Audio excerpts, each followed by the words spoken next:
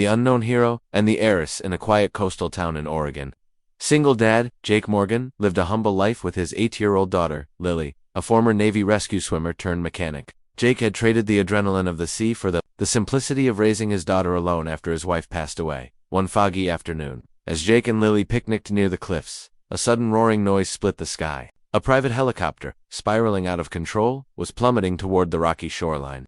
Without hesitation, Jake told Lily to stay put and bolted toward the crash site. The chopper hit hard metal, twisted. Flames licked the side. Jake leaped into action. With smoke thick in the air and the risk of explosion growing by the second, he broke open the cabin door and pulled out the unconscious pilot. Inside, tangled in a seatbelt, was a woman in a torn designer dress. Bruised but alive, Jake hoisted her over his shoulder, barely escaping before the wreckage ignited in a fireball behind him. Later, at the hospital, Jake gave his statement to authorities and quietly slipped away, more concerned about getting home to Lily than seeking attention. The next morning, his small town buzzed with news. The crash victim was Isabella Rothschild, heiress to the Rothschild global empire, worth billions. She had been flying in secret to visit a community charity initiative. That same day, Isabella showed up at Jake's garage, bruised but smiling. "You saved my life," she said, her voice full of awe, "and you had no idea who I was." Jake simply replied, "Didn't matter who you were, you needed help." Isabella stayed in town to recover, drawn not just by gratitude but by Jake's authenticity and strength. She learned of his struggles, his love for Lily, and his quiet sacrifice. Over time, admiration turned to friendship, then something more. Few months later, headlines changed. Billionaire heiress funds coastal rescue program and finds love with the man who saved her. But to Jake, the real story was simpler. He was just a dad doing the right thing, never expecting the woman he pulled from the flames would be the one to light up his world. After the helicopter crash, Jake tried to return to normal life, breakfasts with Lily, long hours fixing broken engines at the garage, and quiet evenings staring out at the sea. But something lingered. A face, a feeling. Isabella Rothschild, recovering from her injuries in a private wing of the town's hospital, couldn't stop thinking about the man who saved her. Not just his bravery, but the way he'd looked at her, not as a billionaire, not as a media headline, but as a human being. 3 days later, she appeared at Jake's garage again, this time in jeans and a hoodie.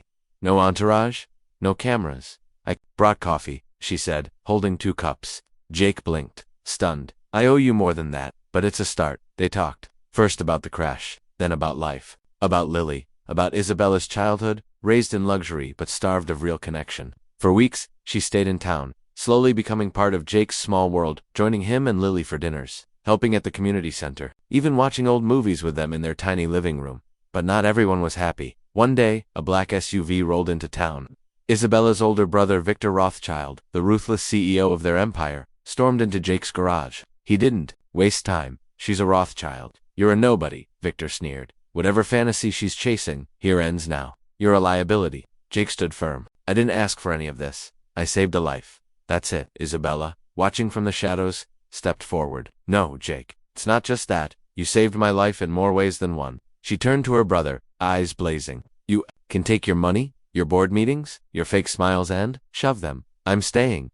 Victor scoffed. "You'll regret this." But she did, and single quotes T. In the weeks that followed, Isabella announced she was stepping away from the family business. She used part of her fortune to fund a coastal rescue and rehabilitation center, naming it Morgan House, after Jake and Lily. The town became a symbol of second chances, not just for victims of disaster, but for those lost in life's expectations. Jake eventually proposed not with a diamond, but with a small seashell Lily had found the day of the crash, turned into a pendant. Isabella said yes, tears in her eyes. At their beach wedding, helicopters flew overhead, not in disaster, but celebration. The man who once lost everything found not just a second chance, but love, family, and purpose. Months passed. What began as a rescue turned into something none of them expected, a new beginning. Jake, once just a quiet mechanic with calloused hands and a broken heart, became something of a local legend. But he didn't care about fame. He still woke up at 6 a.m. to make Lily's lunch, still wiped grease from his palms before dinner, still picked wildflowers for Isabella when she wasn't looking. And Isabella, she didn't just walk away from the Rothschild name, she redefined it. She used her influence to create the Phoenix Project, a global initiative that provided rescue training, mental health support, and emergency services in underfunded regions. And Jake helped build the first training base right there in their coastal town. But behind all the press and progress, something even bigger was happening. One evening, as the sunset burned gold over the ocean, Lily tugged on Isabella's sleeve. "Are you going to be my real mom soon?" Isabella knelt down, kissed her forehead, and whispered, "Only if you say yes." Later that night, Isabella gave Jake a small envelope. Inside was a single photograph, the three of them on the beach, holding hands, silhouetted by the sunset. On the back, Isabella had written, "You saved me from fire, but you gave me something more dangerous, a reason to stay." Jake smiled, tears quietly filling his eyes. "Will you marry me again?"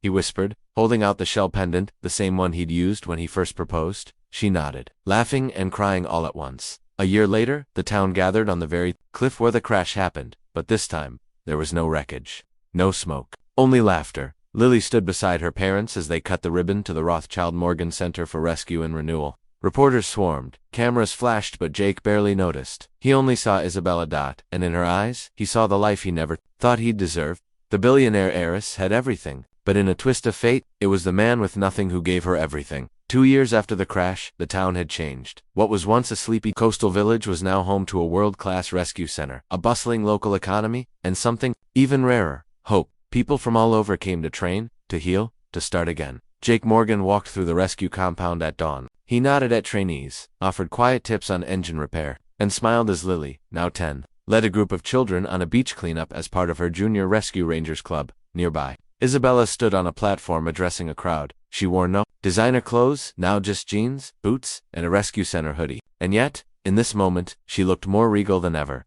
"I once believed money was everything," she told the crowd, "until I crashed literally into a man who had none, and who still gave everything to save a stranger." She glanced at Jake, eyes full of gratitude. "He didn't just save my life, he showed me how to live it." Later that night, Jake and Isabella stood together at the edge of the water where it all began. "Do you ever think about it?" Isabella asked, her voice barely above the waves. "The crash?" Jake asked. "No," she said, shaking her head. "How that crash had to happen, how life had to fall apart for everything to fall into place." Jake was silent for a moment. Then he nodded. "Sometimes we think we're being broken," he said, "but really, we're just being rebuilt." They sat on the sand, watching Lily run barefoot along the surf, her laughter echoing into the sky. On a nearby hill, a sleek black car pulled to a stop. Inside sat Victor Rothschild, watching through darkened glass. His face had changed. The usual arrogance was gone, replaced by quiet awe. Beside him, his assistant leaned in. "Shall I notify security?" Victor shook his head. "No," he said. "Let her have this." Then, for the first time in years, he smiled a real smile, because even the coldest hearts can thaw when they see what true love builds.